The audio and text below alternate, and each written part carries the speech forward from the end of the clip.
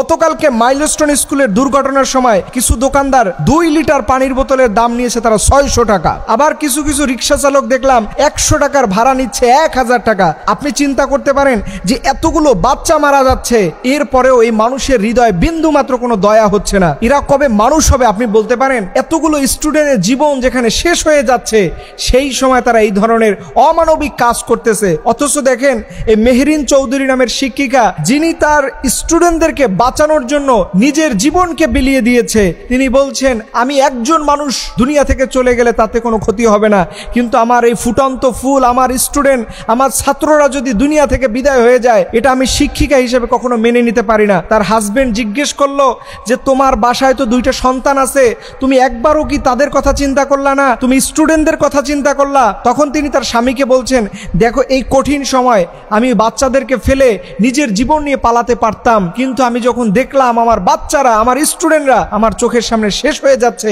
আমি ওই সময় নিজেকে ধরে রাখতে পারি নাই। এর জন্য আমি আমার বাচ্চাদের কথা তখন ভুলেই গিয়েছিলাম। এবং আপনি জেনে আরো অবাক হবেন, লেফটেন্যান্ট তৌকির ইসলাম, যিনি চাইলে একটা বোতাম টিপ দিলে নিজের জীবন সেফ জোনে নিয়ে যেতে পারত, চাইলে তার ফ্যামিলির কাছে ফিরে আসতে পারত, অথচ তিনি ভাবলেন যে আমি যদি এই মুহূর্তে বিমানটাকে রেখে চলে যাই, কোন জায়গায় পরে কত হাজার মানুষের জীবন চলে যাবে।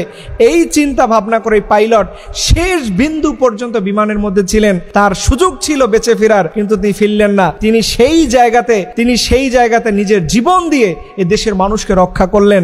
অথচ আমরা আসলে কোন মানসিকতার গল্প বলি, অথচ দেখেন দিনে দিনে আমরা কোন মানুষে পরিণত হই। সামান্য 30 টাকা এক বোতলের পানির দাম, সেই পানির মায়া আমরা ছাড়তে পারি না। যেখানে 40, 50, 100 টাকা একটা রিক্সাওয়ালার দাম হয়, যেখানে আমরা খুশি হয়ে অনেক রিক্সাওয়ালার বোনাস দেই, অথচ এই কাজটা তারা কিভাবে করলো? এই বিপদের মধ্যে আমরা কিছু বিষয় দেখলাম, কিছু মানুষ সেলফি তোলার জন্য সমানে দাঁড়িয়ে থাকে, অ্যাম্বুলেন্সকে সাইড দিচ্ছে না। আবার আজকে আমরা দেখলাম যে আমাদের গভর্নমেন্ট সে সাহায্য নেওয়ার জন্য ফেসবুকে স্ট্যাটাস দিচ্ছে, এই দুর্ঘটনায় যারা আক্রান্ত হয়েছে তাদের সাহায্যের জন্য সরকারি ফান্ডে আপনারা জমা দেন। অথচ এই সরকার, ডক্টর ইউনূসের সরকার, গত কয়েকদিন আগে নিষিদ্ধ পল্লীতে 2 কোটি টাকার উপরে অনুদান দিয়েছে, তখন তার সাহায্যের দরকার হয় নাই। এই নিষিদ্ধ পল্লীতে তার টাকা দিতে ভালো লাগে, অথচ এরকম বাচ্চারা দুনিয়া থেকে বিদায় হয়ে যাচ্ছে, তাদের জন্য তার খয়রাত চাওয়া লাগে। এটা আমাদের জন্য অত্যন্ত দুর্ভাগ্য এবং লজ্জার যে ওনার মতো একজন মানুষ থাকার পরেও এই জাতীয় খয়রাত চাওয়ার অভ্যাস ওনার মধ্যে থেকে যায় না। একটা কথা মনে রাখবেন, সবার জীবনে সারা জীবন বিপদ আসবে না। আজকে আপনি যেই আচরণটা করবেন, এইটা আপনার জেনারেশন টু জেনারেশন এটা ভোগ করবে। আজকে আপনি মানুষের পক্ষে দাঁড়াবেন, আল্লাহ তাআলা আপনার পক্ষে কাউকে দাঁড় করাবে। আজকে আপনি জুলুম করবেন, দেখবেন আল্লাহ আপনার বিপক্ষে কাউকে দাঁড় করিয়ে দেবে।